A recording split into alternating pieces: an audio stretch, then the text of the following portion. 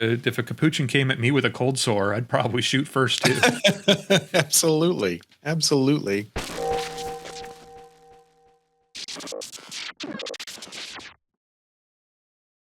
So, Clayton, did you see a little while back, not too long ago, there was a accident in, I believe, Mississippi. A truck spilled over, and it was carrying, according to the headline, aggressive lab monkeys.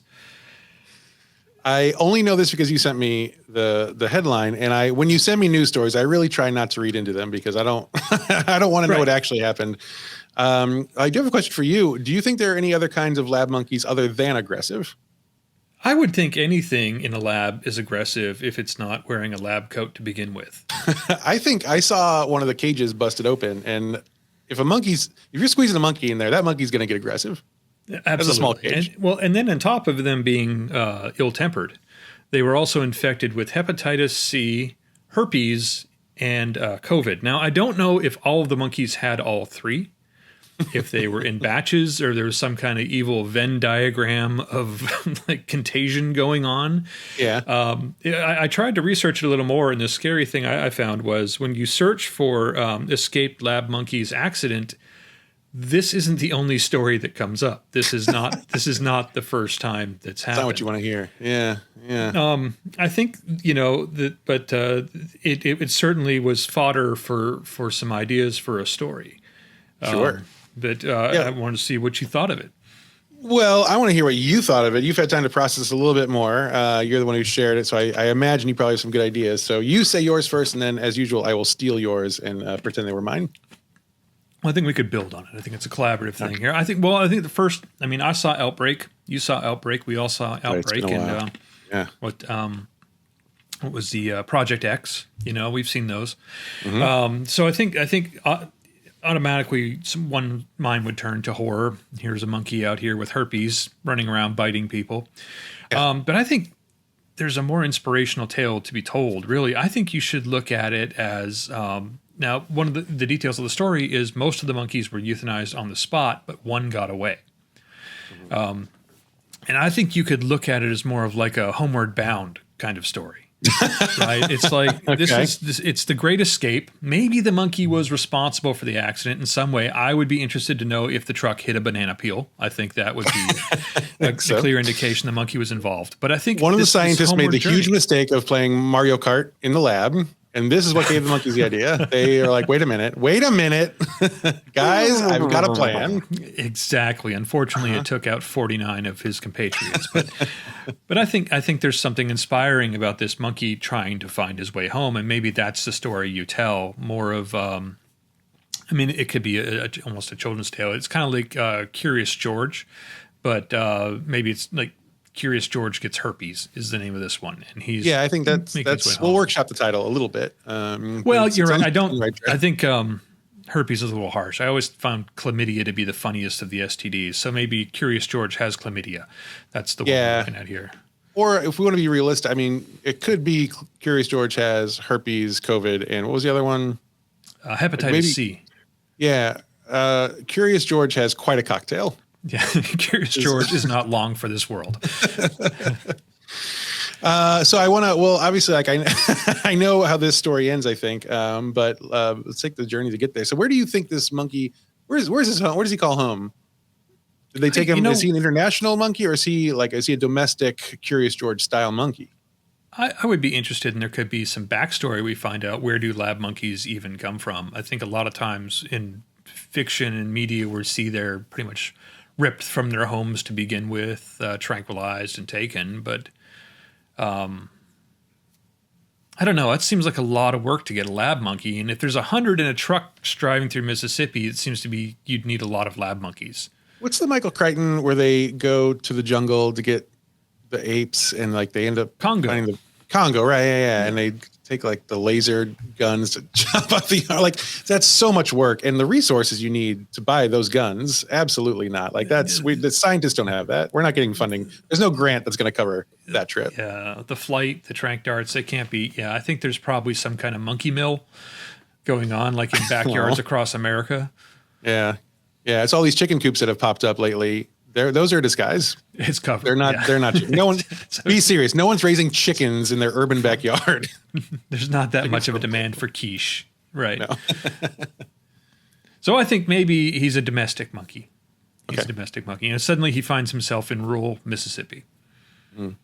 And he's obviously from across the country. I mean, he's got a long way to go. He's probably got to go over the Rockies. It would just be too convenient if he was from just somewhere in the bayou. Yeah. It's just no. We got definitely somewhere across the continental divide. We've got to get a good distance. You and I both love a road trip story. Absolutely. And there's nothing greater than taking a fucking long journey, a long, terrible, horrible journey. You think you're getting close, and then on the horizon, what's that? It's 14,000-foot mountains. Right. We got to get him over those mountains.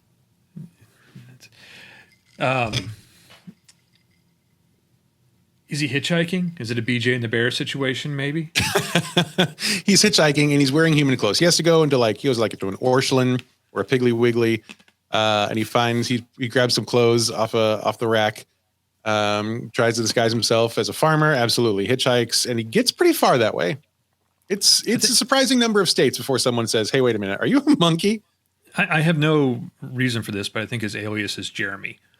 He's just going by Jeremy. Yeah, working his way west. My name's Jeremy. I'm headed west. That's stole it from the Piggly Wiggly employee. He's got the name tag. It's on his jacket. You don't even have to ask him. That's why. Yeah, it was on the apron. I like that. Jeremy, Piggly Wiggly employee Jeremy. Yeah. I see this as certainly a heartwarming family film. So there are shenanigans along the way. What kind of shenanigans do we figure Jeremy gets up to? Let's see. We got to tap into Dunstan checks in here. He's in a station wagon. He's going to be sitting in the way back. They're going to be on a family vacation. He's going to have an absolute blast with those suitcases. Mm-hmm. He's going to be trying on the mom's bras, and that's going to be hilarious. Wearing his hat, earmuffs. Yeah, exactly. Yeah. So that's going to take a good 7 minutes of the movie for sure. There'll be some rest stop. They got to see some of the biggest things in the world, right? The biggest ball of yarn, the biggest cross in Texas, I know is there. They got to do some of those things. That could be fun. So it's gonna be figured more of a Route 66 kind of passage versus a planes, trains, and automobiles trying to get the most direct route. More scenic. Yeah, I love a Route 66 trip. Yeah, those have the worst places to stop. That's the most fun. Yeah. The largest gift shop in the country 7 times in every state. Yeah, that's right. Yeah, he would make an absolute mess of the Uranus Fudge Factory in Missouri. That would be a fun one. The Uranus Fudge Factory. Are you not familiar with the town of Uranus in Missouri, Ben? I have never seen Uranus. On the way down from my end, going down to Branson, there's a town that was not always called Uranus, but somewhere in the last 10 or 15 years, it has become the Uranus, and the big claim to fame is now Uranus Fudge Factory. It is a town that has become a tourist stop by making anus jokes. Which was first, the Fudge Factory or the changing of the name? I'm pretty sure the changing of the name came first. And then someone I wonder if it was the guy had the idea for Fudge Factory, but he was at the council meeting saying, I have a proposal. I was going to say, it's probably the mayor. He was already just the dozers were ready to go. The building crew was ready to strike as soon as the name went in.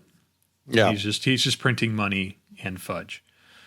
So Jeremy the monkey is obviously going to stop by the Fudge Factory. That's going to be fun because he's going to be throwing it like poo, but it's fudge. And there's a lot of opportunity for fun. I like that. It keeps it clean, but it's a little bit of a documentary nature in there too. A little bit of animal facts for the kids. What happens when he gets to the mountains? Is it winter? Is he skiing? Do we have a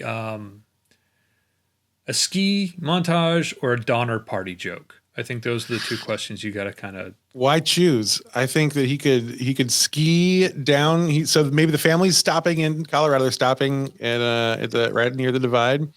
He hijacks a pair of skis. He slides down the mountain. He's going, whoa, whatever sound monkeys make, and he's freaking out. But he gets down there, except he crash lands into this stranded family's party, and suddenly we're in the Donners. There we go. And he's in danger because they're looking pretty hungry. So he's out of there. He skedaddles. He finally makes it west. When he finally gets to his destination, I think what we have to see more than anything is growth from Jeremy. That's true. That's true. There has to be an arc, right? Monkey. And I think what we have found is he's learned to accept who he is, with the hepatitis C, with the herpes, with the COVID, but he has lost his aggressiveness. I think that's where he's really developed. Yeah, good. Yeah, it's a heartwarming story. The family helped him find out who he is. I think he got a lot of the whole anger and rage out of the system when he slaughtered the Donner Party family. Down there, he got that really took a lot out of him. That lowered his bloodlust quite a bit. Yeah, I don't know how we're going to film that one in the for a family movie, but that's the director's problem. Creative editing. Is all I know. Yeah.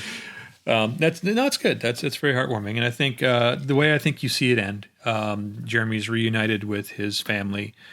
Credits roll, and then we have a still frame of Jeremy saying he died 3 months later from COVID. That's perfect. There are no notes. I think it's great. Do you want to tell everybody the actual ending to the news story?